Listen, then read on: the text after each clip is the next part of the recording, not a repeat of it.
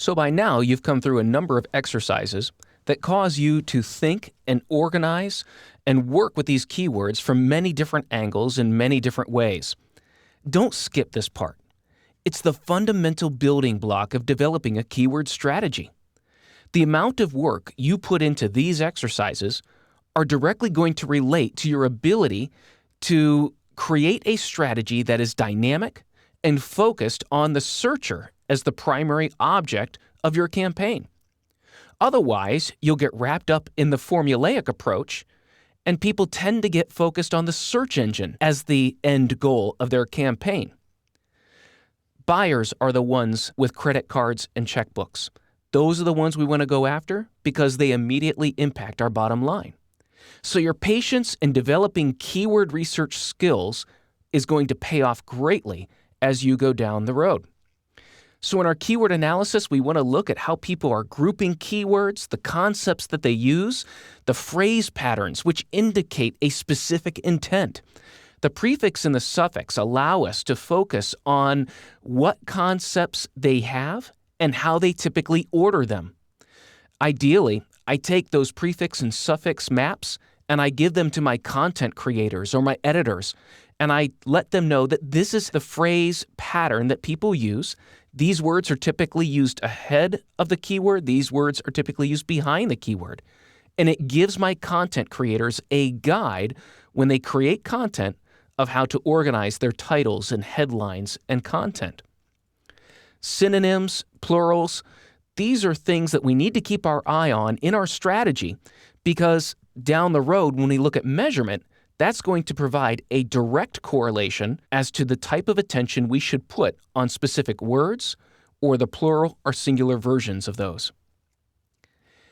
You see, we can't look at keywords as just words and try to gravitate towards the keywords that get a lot of searches and then just regurgitate them on our web pages. You have to be true to who you are. Don't try to change your business online because you see that there are certain keywords that have more searches than what your business actually is. You've got to be true to who you are and use the proper word to describe your offering. You see, to some people, there may not be a lot of difference between lodging, bed and breakfast, and a hotel. To a searcher, it could be all the difference in the world. And so you can't interchange these things because you don't know the mind of the searcher. Understand what they're looking for, their intent, and what they expect to see on your website, the expectancy. And the more you match the intent and the expectancy, the better chance you have of converting them down the line. Look at your keywords from different angles. If something is not relevant to what you offer, it could also be a business opportunity to go in a different direction. If you already offer hiking tours, but you don't offer hiking in caves or you don't offer birding, then what additional cost would it be to offer those things if you see that there is a demand for that type of keyword and that type of product?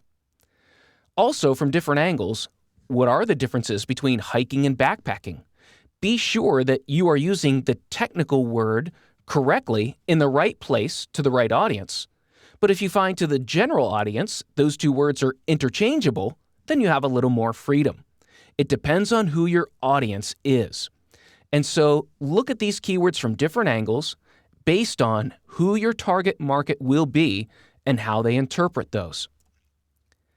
The more you understand searchers, the more you're going to know if your business is in their target.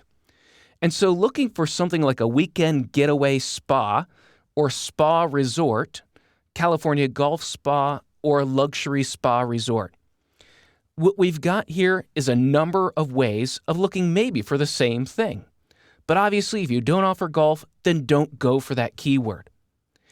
If you don't offer luxury, then don't use that keyword. Again, be true to your business and focus on those words that will bridge the intent of the searcher to the reality of what they will see on your website.